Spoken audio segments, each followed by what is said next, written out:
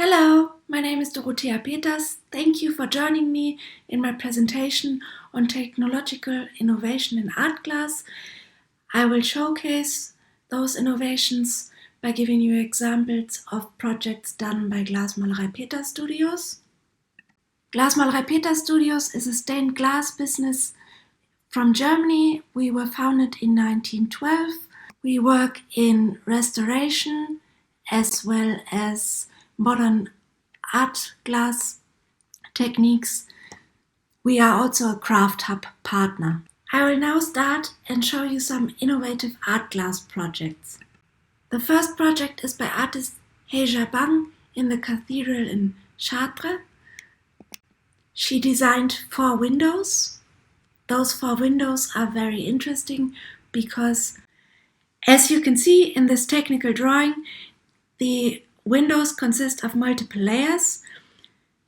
If you look at the technical drawing from the left, then the first layer is slumped glass that is also sandblasted and made into safety glass. Then there's room for air to flow through. Then there's a layer of bulletproof glass, and the last layer is the colored glass.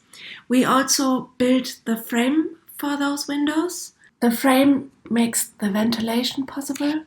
This you can also see in this little model that we built for the artwork. You can also already see the different layers of glass. Here I also have an image from the side where you can also see again the different layers. Here's a snapshot of the studio where you can see where the layer with the art glass that was airbrushed came to be. This is an image of the artist in our studio, and she inspects the layer in the kiln that helped slump the glass to her design. Here you see a detailed image of the different layers with the slumped glass in the focus. Here I also have the same image but from the other side.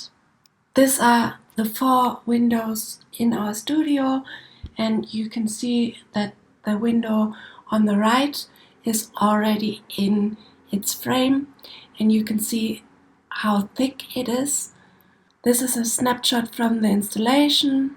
We were very honored to be able to work in the cathedral in Chartres.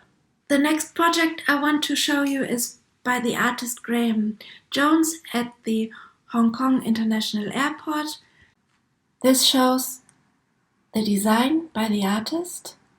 This project is very interesting because it combines different art glass techniques. If we look at it from the front, it is slumped glass with airbrush, and in the back it also has a digital print, and those design elements together form a very rich texture. Here is an image of the artist at the studio choosing his colors.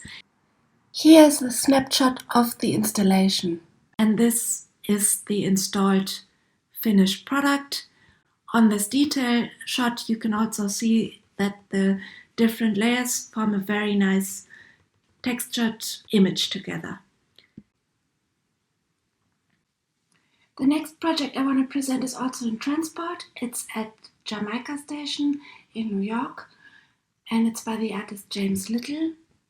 Here you can see him in front of his design on paper in our studio, and this is him checking on the work. We translated his design by using airbrush and hand painting, and it was then made into safety glass.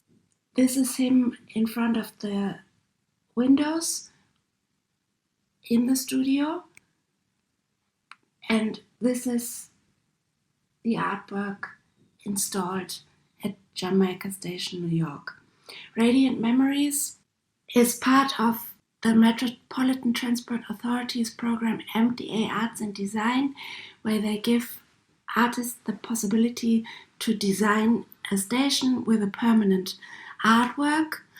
By doing this, they turn their stations into an urban museum and give the commuters the possibility to see art on their way to work, for example. The next project I want to show you is by the artist Doug Young. It's at the Honolulu State Art Museum. I picked this project because it is at a very interesting location. What you see here is a simulation, and this is a very site-specific artwork, because here it was the case that before the State Art Museum moved to that location, there was a pool, and now they needed to make it safe for their visitors, so it could not be used as a pool anymore. And the artist Doug Young decided to make it into a glass artwork. This is the simulation for the artwork. And we created it by using 3 layers of laminated, airbrushed and painted glass tiles.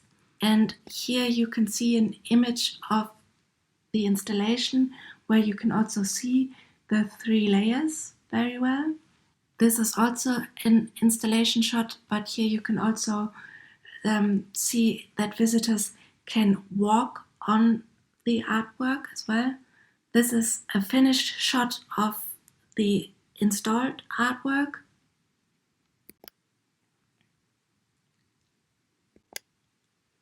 And I included this image as well because we were told that now it is a very popular spot for taking photos, for example, for weddings.